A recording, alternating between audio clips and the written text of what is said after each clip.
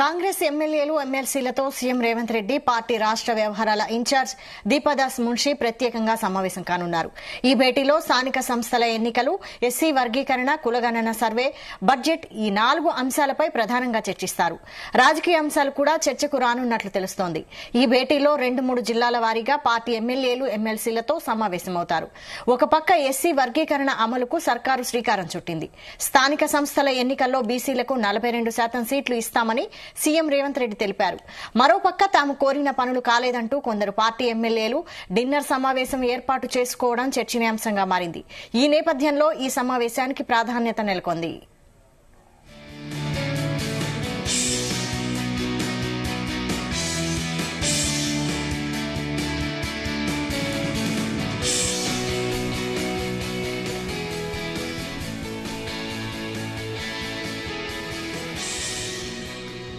ముందుగా పార్టీ ఎమ్మెల్యేలతో సీఎం రేవంత్, దీపదాస్ మున్షి సమావేశమవుతారు. తర్వాత ఉమ్మడి ఆదిలాబాద్, నిజామాబాద్, ఖమ్మం జిల్లాల ఎమ్మెల్యేలతో, అనంతరం కరీంనగర్, వరంగల్, నల్గొండ, హైదరాబాద్, మెదక్, రంగారెడ్డి, మహబూబ్ నగర్ జిల్లాల ఎమ్మెల్యేలతో భేటీ ఉంటుంది. జిల్లాల వారీగా ఎమ్మెల్యేలతో మాట్లాడే సమయంలో ఆ జిల్లాలోని మంత్రులు, ఇన్ఛార్జ్ మంత్రులు కూడా ఉండనున్నట్లు తెలుస్తోంది. దీనివల్ల జిల్లాలో మంత్రులు, ఎమ్మెల్యేల మధ్య, ఎమ్మెల్యేలు, జిల్లా ఇన్ఛార్జి మంత్రి మధ్య సమన్వయం పెరగడానికి దోహదపడుతుందని పార్టీ అధిష్టానం భావిస్తోంది.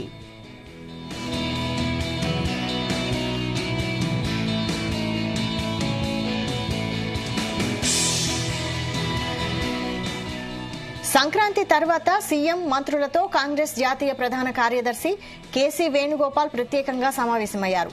రాష్ట్ర వ్యవహారాల ఇన్ఛార్జ్ పీసీసీ అధ్యక్షుడు కూడా పాల్గొన్నారు. మంత్రుల వారీగా అందరి పనితీరును ప్రస్తావించారు. ప్రభుత్వ పథకాలు, కార్యక్రమాల గురించి ఆరా తీశారు. వాటిపై తగిన ప్రచారం లేకపోవడం, కొందరు జిల్లా ఇన్ఛార్జ్ మంత్రుల పనితీరు, మంత్రుల వ్యవహార శైలి, ఇలా అనేక అంశాలపై చర్చించారు. ఒకరిద్దరు మంత్రులపై అధిష్టానం గట్టిగానే మాట్లాడినట్లు ప్రచారంలో ఉంది. దీనికి కొనసాగింపుగా సీఎం రేవంత్ రెడ్డి ఈ నెల 1న మంత్రులందరితో సుదీర్ఘంగా చర్చించారు. రాష్ట్ర బడ్జెట్, నిధుల వ్యయం, మార్చి వరకు ప్రాధాన్యాలపై మాట్లాడారు. ఎమ్మెల్యేల వ్యవహార శైలి, శాసనసభ్యులు, మంత్రుల మధ్య సమన్వయం, ప్రభుత్వ పథకాల అమలు, వాటిని ప్రజల్లోకి తీసుకెళ్లడం, ఇలా వివిధ అంశాలపై విపులంగా చర్చించారు.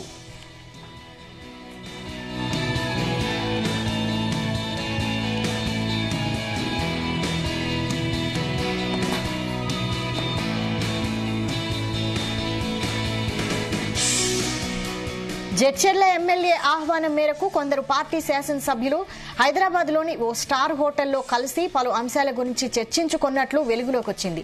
తనను కూడా పిలిచారని, వెళ్లలేదని ఉమ్మడి వరంగల్ జిల్లాకు చెందిన ఓ ఎమ్మెల్యే వెల్లడించారు. మంత్రుల సమావేశంలో ఈ అంశం చర్చకు వచ్చినట్లు సమాచారం. ఒకవైపు కొందరు ఎమ్మెల్యేల ప్రవర్తన వల్ల వ్యతిరేకత అధికమవుతోందని, నియోజకవర్గాల్లో కేడర్తో దూరం పెరుగుతుందనే అభిప్రాయాలు వ్యక్తమవుతున్నాయి. మరోవైపు కొందరు ఎమ్మెల్యేలు తాము చెప్పిన పనులు కావడం లేదంటూ సమావేశమయ్యారు. ఈ నేపథ్యంలో ఇవాళ జరిగే సమావేశానికి ప్రాధాన్యత సంతరించుకుంది.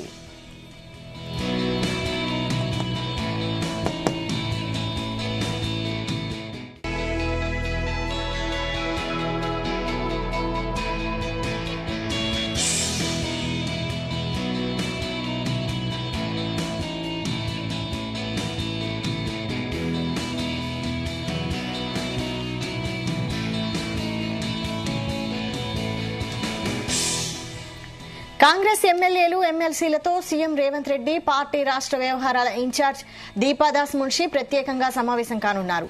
ఈ భేటీలో స్థానిక సంస్థల ఎన్నికలు, ఎస్సీ వర్గీకరణ, కులగణన సర్వే, బడ్జెట్ ఈ 4 అంశాలపై ప్రధానంగా చర్చిస్తారు. రాజకీయ అంశాలు కూడా చర్చకు రానున్నట్లు తెలుస్తోంది. ఈ భేటీలో 2-3 జిల్లాల వారీగా పార్టీ ఎమ్మెల్యేలు ఎమ్మెల్సీలతో సమావేశమవుతారు. ఒక పక్క ఎస్సీ వర్గీకరణ అమలుకు సర్కారు శ్రీకారం చుట్టింది. స్థానిక సంస్థల ఎన్నికల్లో బీసీలకు 42% సీట్లు ఇస్తామని సీఎం రేవంత్ రెడ్డి తెలిపారు. మరోపక్క తాము కోరిన పనులు కాలేదంటూ కొందరు పార్టీ ఎమ్మెల్యేలు డిన్నర్ సమావేశం ఏర్పాటు చేసుకోవడం చర్చనీయాంశంగా మారింది. ఈ నేపథ్యంలో ఈ సమావేశానికి ప్రాధాన్యం నెలకొంది.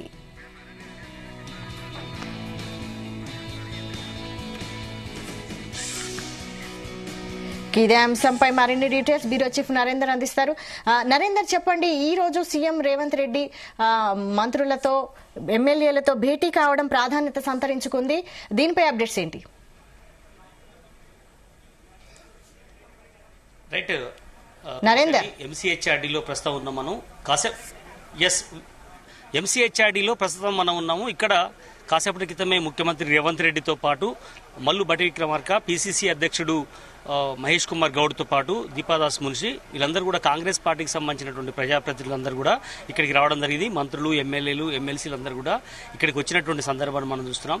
ఈరోజు ప్రధానమైనటువంటి మీటింగ్కి కారణం ఏంటంటే స్థానిక సంస్థల్లో త్వరలో జరిగేటువంటి సర్పంచ్ ఎన్నికలు కావచ్చు, ఎంపీటీసీ, జెడ్పీటీసీ ఎన్నికలు నేపథ్యంలో ఖచ్చితంగా కూడా దీన్ని ఎలా ఎదుర్కోవాల్సిన అవసరం ఉంది. దీన్ని ఇప్పుడు మనం అమలు చేస్తున్నటువంటి పథకాలు ఏదైతే ఉన్నాయో ఆ పథకాలన్నీ కూడా ప్రజల్లోకి తీసుకెళ్లడంలో ఎక్కడ లోపం జరుగుతోంది, అదేవిధంగా పార్టీకి ప్రభుత్వానికి మధ్య కోఆర్డినేషన్ అంశం మీద ఖచ్చితంగా కూడా దాన్ని గ్యాప్ని ఫుల్ఫిల్ చేయాలి అన్నటువంటి అంశం మీద కూడా ప్రధానమైనటువంటి చర్చ జరుగుతున్నట్టుగా తెలుస్తోంది. అదే సమయంలో ఎవరైతే రీసెంట్గా బీఆర్ఎస్ పార్టీకి సంబంధించినటువంటి ఎమ్మెల్యేలు ఉన్నారో అరికపూడి గాంధీ కావచ్చు, తెల్ల వెంకట్రావు కావచ్చు, ప్రకాష్ గౌడ్ కానీ, అదేవిధంగా దాన నాగేందర్ కావచ్చు, ఇట్లా ఈ పార్టీ మారినటువంటి ఎవరైతే 10 మంది ఎమ్మెల్యేలు, ఎమ్మెల్సీలు ఎవరైతే ఉన్నారో వారందరూ కూడా దూరం ఉన్నటువంటి పరిస్థితి కనిపిస్తోంది. వీళ్ళకు ఆహ్వానం కూడా వీళ్ళు ఇవ్వలేదు కనుక సమీపంలో ఉన్నటువంటి ఎంసీహెచ్ఆర్డీకి దగ్గరగా ఉన్నటువంటి ఒక ఇంట్లో ఉన్నట్టుగా కూడా మన సమాచారం ఉంది.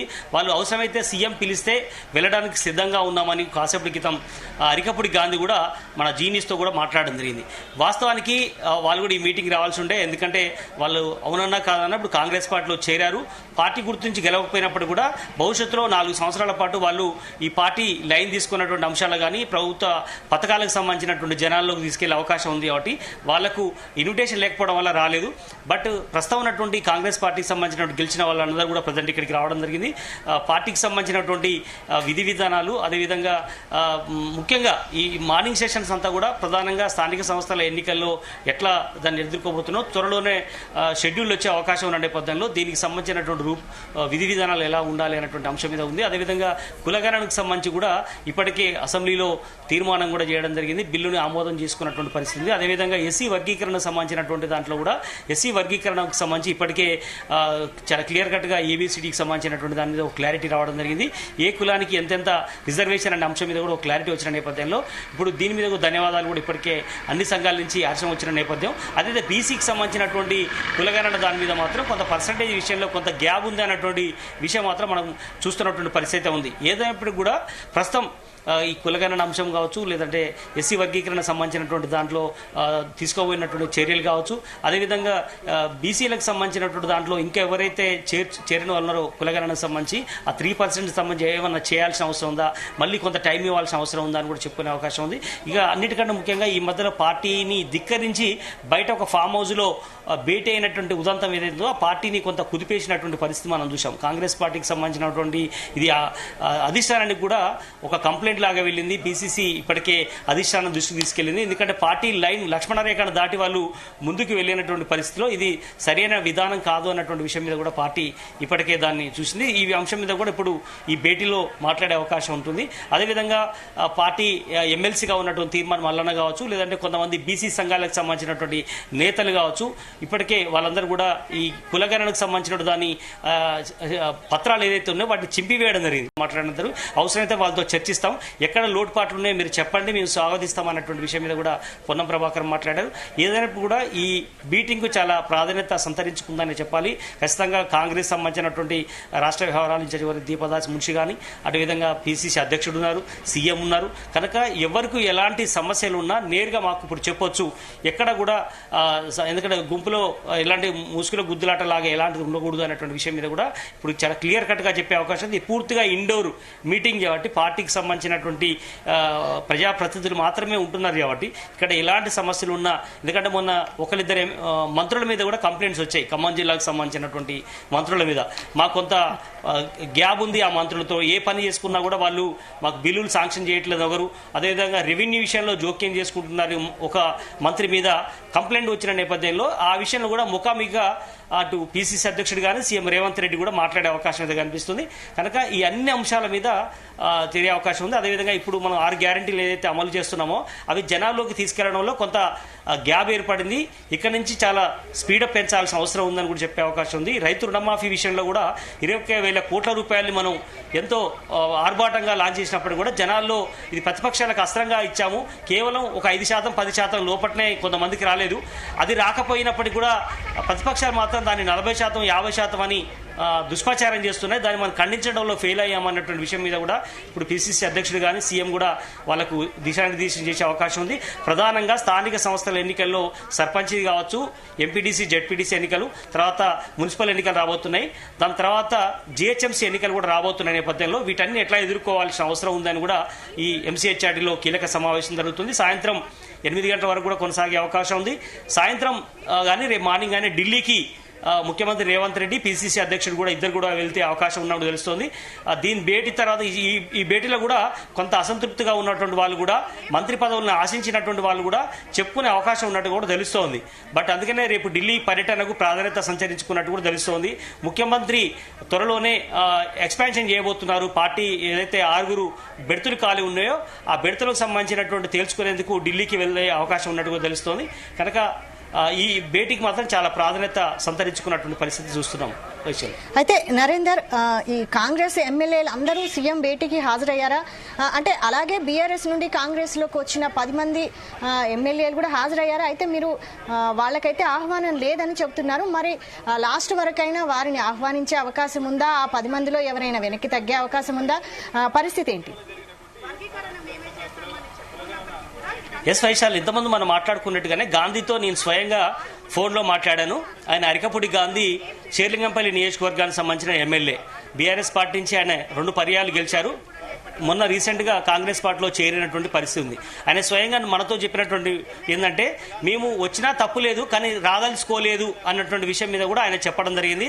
అయితే సీఎం రేవంత్ రెడ్డి నుంచి కనుక కాల్ వస్తే మీ అందరం వచ్చి ఆ మీటింగ్లో చెప్పేటువంటి విషయాలు వినడానికి సిద్ధంగానే ఉన్నాం, కానీ మా మనసు అంగీకరించడం లేదు ఆ మీటింగ్ రావడానికి అన్న విషయాన్ని అయితే గాంధీ స్వయంగా నాతో చెప్పడం జరిగింది. బట్ ఈయనలాగానే మరికొంతమంది ఎమ్మెల్యేలు సిటీలో ఉన్న, కొంతమంది విదేశాలకు వెళ్ళిన వాళ్ళు ఉన్నారు, కొంతమంది వివిధ పర్యటనలో ఉన్న వాళ్ళు ఉన్నారు. బట్ అందుబాటులో ఉన్న కొద్ది మంది మాత్రం 5-6 మంది ఎమ్మెల్యేలు ఈ ఎంసీహెచ్ఆర్డీ పక్కనే కొంత కూతవేటు దూరంలో వాళ్ళు మామూలుగా ఒక ఫామ్ హౌస్లో భేటీ అయినట్టుగా కూడా మనకు తెలుస్తోంది. బట్ వాళ్ళు కూడా ఒకటే చెప్తున్నారు, మేము రావాల్సిన అవసరం ఏమి లేదు, అది పూర్తిగా ఇంటర్నల్ కాంగ్రెస్ పార్టీ నుంచి గెలిచినటువంటి ఎమ్మెల్యేల ఇష్టాగోష్ఠి మీటింగ్ కాబట్టి మేము రాదలుచుకోలేదు అన్న విషయాన్ని కూడా చెప్పడం జరిగింది. బట్ సీఎం కనుక పిలిస్తే వెళ్ళడానికి సిద్ధం ఉంది మా మధ్యాహ్నం సెషన్ తర్వాత అనే విషయాన్ని గాంధీతో పాటు మరికొంతమంది చెప్పిన నేపథ్యం అయితే చూస్తున్నాం. ఏదైనా కూడా పార్టీ ఖచ్చితంగా క్లియర్ చెప్పే అవకాశం అయితే కనిపిస్తుంది. ఎమ్మెల్యేలకు దిశానిర్దేశం చెప్పే అవకాశం కనిపిస్తుంది.